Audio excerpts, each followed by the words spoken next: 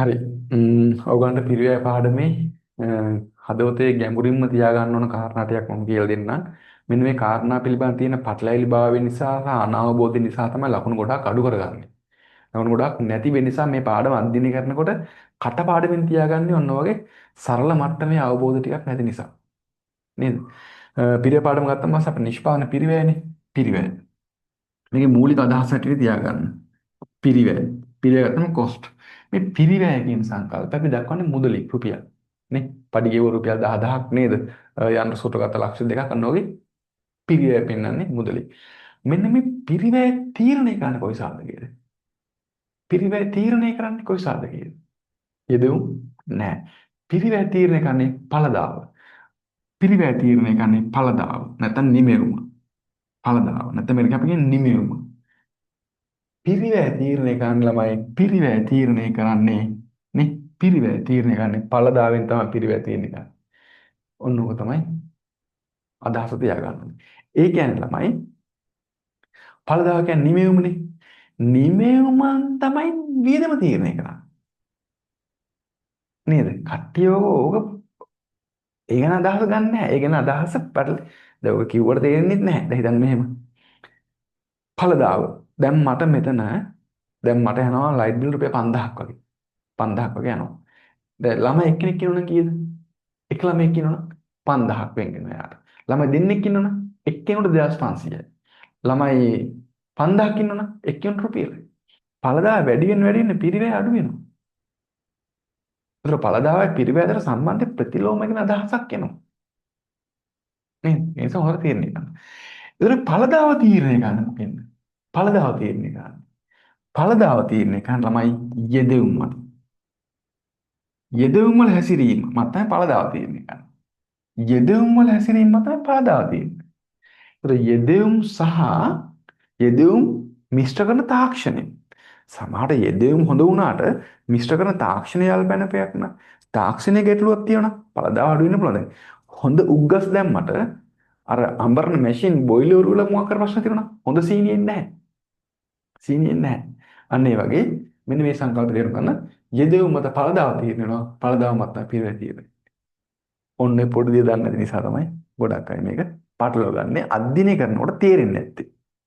දැන් උදාහරණයක් වශයෙන් අපි යෙදීම් වශයෙන් අපි ගන්නෝනේ කර්මාන්ත ශාලා කර්මාන්ත ශාලා යන්ත්‍ර සූත්‍ර ඒ වගේම ශ්‍රමිකයෝ මේ පිරිවැය නෙමෙයි මේ යෙදූ මේ ද්‍රව්‍යාත්මක වශයෙන් ගන්නෙව ඊට පස්සේ අමුද්‍රව්‍ය ඔන්නවා දානවා මෙන්න මේවා මත තමයි පාදා දෙන්නේ ශ්‍රමයේ වැඩිපුර දැම්මොත් ශ්‍රමයේ දැම්මොත් නිමෙම වැඩි වෙනවා ශ්‍රමයේ දැම්මොත් නිමෙම වැඩි වෙනවා ශ්‍රමය අඩු කරොත් නිමෙම වැඩි වෙනවා අලුතින් බිල්ඩින් එකක් ගැහුවොත් ඵලදාව වැඩි වෙනවා. එතකොට මේ ඵලදාව මත මේ මත තමයි හදන භාණ්ඩාශය ප්‍රමාණය තීරණය වෙන්නේ. භාණ්ඩාශය ප්‍රමාණය තීරණය වෙන්නේ. මේ භාණ්ඩාශය ප්‍රමාණය මත තමයි කොස්ට් එක තීරණය වෙන්නේ. කොස්ට් එක තීරණය වෙන්නේ. නේ? ඒ කියන්නේ සල්ලි වලින් අපි යන ගාණ කියන්නේ නේ? ගාණ කොස්ට් එක තීරණය වෙන්නේ මෙන්න ඒක. ඉතින් දැන් කෙටි කාලයේදී ඇත්තටම කෙටි කාලය ගැන කියලා දෙන්න. දැන් ඔන්න ওই concept එකටක් ගාලා බලන්න. කෙටි කාලයේදී අපි යම් සාධක ප්‍රමාණයක් ස්ථාවරතාවන වෙනස් කරන්නේ නැහැ ස්ථාවරතාවගෙන අපි යම් සාධක ප්‍රමාණයක් ශ්‍රමය අමුද්‍රව්‍ය වෙනස් කරන බාණ්ඩ හදනකොට මෙන්න මේගොල්ලන්ට ඉඩමදි. ඇයි මේ වෙනස් කරන්නේ නැහැනේ කර්මාන්තසල ඉඩමදි. ඉඩමදි වෙනකොට මොකද්ද වෙන්නේ? මේගොල්ලන් කාර්යශ්‍රය එන්න අඩු වෙනවා. කාර්යශ්‍රය අඩු වෙනවා. නේ? ඒතර ඵලදාව යෙදෙවුම් හැමදාම වැඩ කරනකොට ඵලදාව මොකද්ද වෙන්නේ? මුලදී වැඩි. පස්සේ අඩු වෙනවා. එතකොට ඵලදාව කියන්නේ මුළු ඵලදාව ගත්තොත් මුලදී වැඩි වෙන වේගයෙන් වැඩි වෙනවා පස්සේ අඩු වෙන වේගයෙන් වැඩි වෙනවා. නේ? හරි. එතකොට ඵලදාව ගත්තොත් ඔන්න මුලදී වේගي ගොඩාක් වැඩි. ගොඩාක් වැඩි. පස්සෙත් වැඩි වෙනවා. ඔන්න මිට අඩු වෙනවා. අඩු ඔන්න ඔය. ඇයි ඒකට හේතුව? හේතුව මොකද්ද? මේ යන්ත්‍ර සූත්‍ර කර්මාන්තසල වෙනස් කරන්න බැරි නිසා මෙන්න මේගොල්ලන් දානකොට මිනිස්සු වැඩි කරාන් පස්සේ ඉඩමදි නේද වැඩ කරන තැන් නැහැ ඒ නිසා මේ එක්කෙනෙක් බිහි කරන ප්‍රමාණය වෙනවා හැබැයි හැමෝටම පඩි දෙනවා රුපියල් 2000 ගානේ පඩි දීලා තියෙන්නේ නේද 2000 පඩි දීලා තියෙන්නේ ඒතර එක්කෙනෙක්ගෙන් බිහි වෙන පළදා වෙන්නේ අඩු වෙනවා පිරිවැය මොකද වෙන්නේ පිරිවැය වැඩි වෙනවා හැබැයි පළදා ගොඩාක් වැඩි වෙනකොට එක්කෙනෙකුට යන වියදම අඩුයිනේ. නේද? වියදම අඩුයි. එක්කෙනෙකුට වියදම අඩුයිනේ. එතකොට ඔන්න ඔන්න සමාන නෑ. මෙතනම් පෙන්නන්නම්කෝ, මෙතනම් පෙන්නන්නම්කෝ, මෙතනම් පෙන්නන්න. නේ? මේ පළදාවට මේ පළදාව වැඩි. එතකොට වියදම මීට වඩා මෙතන අඩුයි ටිකක්. නේ? ඒතර පළදාව අඩු වෙනකොට වියදම වැඩි. වියදම වැඩි. වියදම වැඩි. අන්තිමේට පළදාවක් ඇත්තම නැහැ. පඩි දීලා මිනිස්සු දාලා පළදාවක් නැහැ.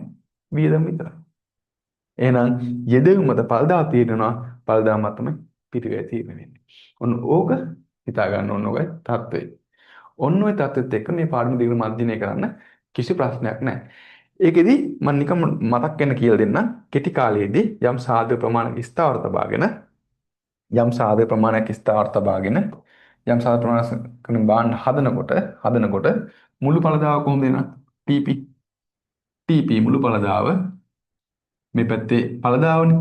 මෙද විචල්ලේ දුම් ලේබස් මේකට ප්‍රොඩක්ට් නිමෙන් ප්‍රමාණය.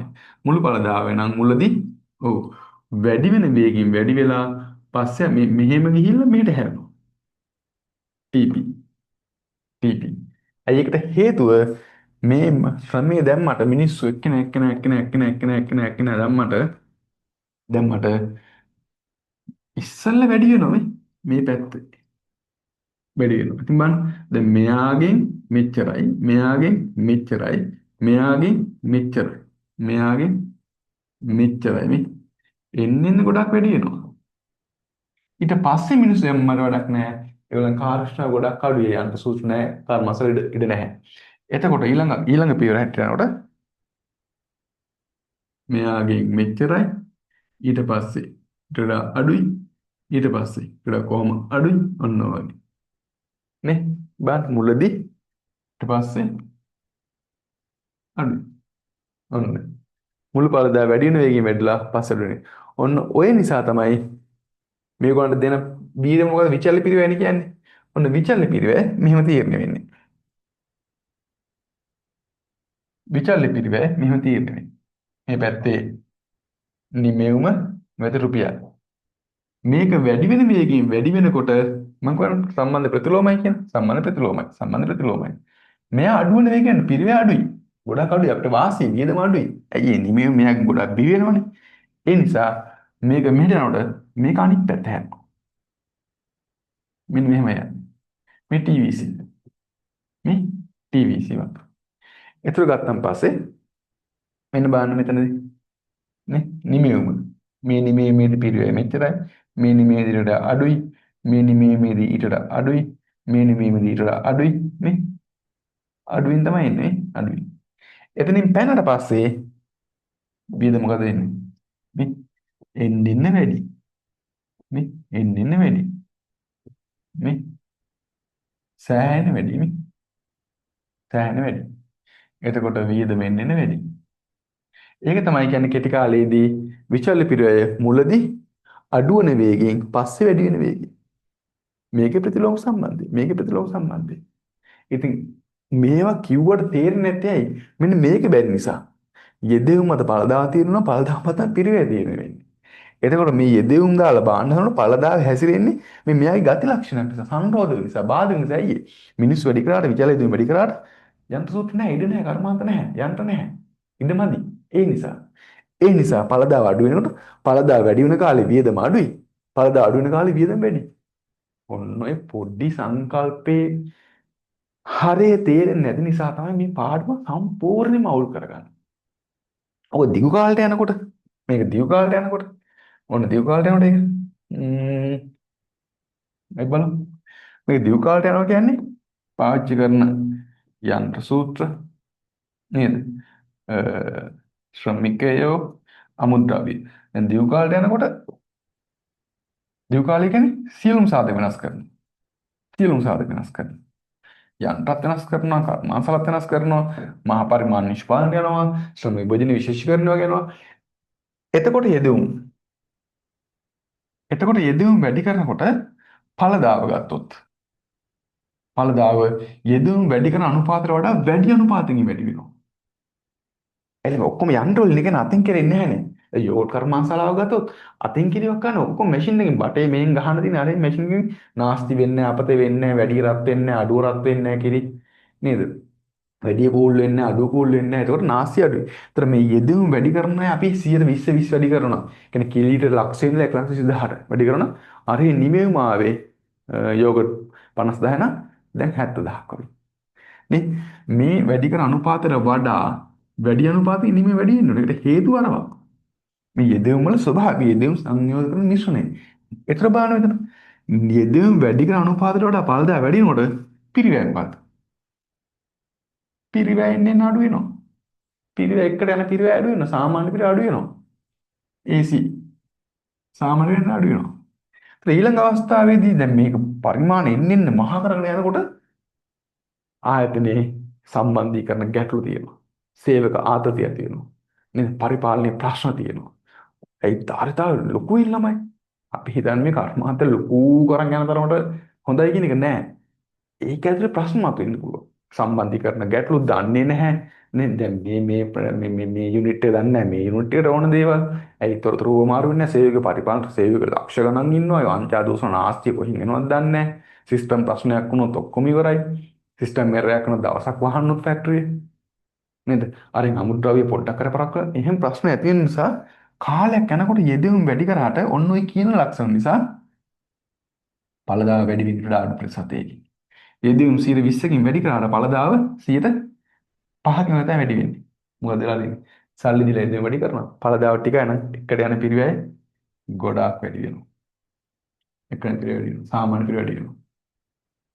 ඉතින් සාමාන්‍ය පිරිවැය මුලදී අඩු වෙන කාලට අපි වෙන පරිමංගල පිරිමැසුම් කියලා. මේක නොපිරිමැසුම්.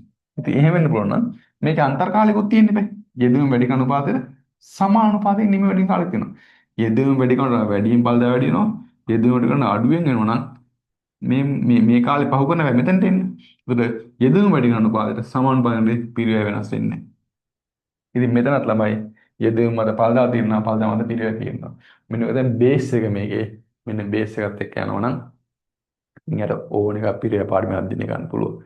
මොකද්ද වෙන්නේ නේ වැඩි වේගي පළදාව වැඩි වෙන වේගයෙන් වැඩි වෙනකොට පිරිවැයත් වැඩි වෙනවා අඩු වෙන වේගය අඩුයි හිතන්න එපා ළමයි දැන් උන් කතා කරාට පස්සේ දැන් මේ වැඩි තේරුම් ගන්න එපා වැඩිද පළදාව වැඩි වෙනකොට පිරිවැය අඩු වෙන්නත් පුළුවන් හරිද පිරිවැය වැඩි වෙනවා නම් මීට සාපේක්ෂව අඩු වේගයකින් මේ කියන්නේ දැන් මේක දැන් මෙතනදී නම් බලන්නකෝ මෙතනදී නම් කොහරි ප්‍රතිලෝම සම්බන්ධයකින් අදහස් ප්‍රතිලෝම සම්බන්ධයක් හට ගන්න ඕන. අර වේගය ගැන කතා කරනවා කියන්නේ වේගය ගැන දැන් ඵලදාව ඔන්න ඵලදාව මීට වඩා මේක වැඩි. නේ එහෙනම් පිරිවැය නම් මීට වඩා මේක අඩු. ඒතර දෙකම වැඩි වෙනවා. නමුත් ප්‍රතිලෝම සම්බන්ධයක් නෙමේ ගොඩාක් වැඩි මේක වැඩි මීට වඩා මේක වැඩි හැබැයි මේක වඩා මේක අඩුයි. මේ ඵලදාව ප්‍රොඩක්ටිවිටි මේ කොස්ට් එක කොස්ට් එක. මෙන්න මේක හොඳට ගැඹුරින් අධ්‍යයනය කරන්න. මේ සංකල්පේ ගැඹුරින් අධ්‍යයනය කරන්න. ගැඹුරින් අධ්‍යයනය කරොත් විතරයි පිරිවැය පාඩම හොඳට හදාරන්න පුළුවන් වෙන්නේ. පිරිවැය පාඩම හොඳට හදාරන්න පුළුවන් වෙන්නේ. හැම පාඩමක බේස් එකක් තියෙනවා. ඔන්න ඔය බේස් එක පිළිබඳ ප්‍රැක්ටිකලි දෙයක් ඔලුවට ගන්න බැරි නම් එතනින් එහාට පාඩම කොච්චර කරත් වැඩක් නැහැ. තේරෙන්නේ නැහැ. වැඩි අවාසනාවකට මේ බේස් එක එන්නේ නැහැ. අපි ඉගෙන ගන්න කාලෙත් අපේ ගුරුතුමෝගෙන් ආවේ නැහැ බේස් එක. පදනම ආවේ නැහැ.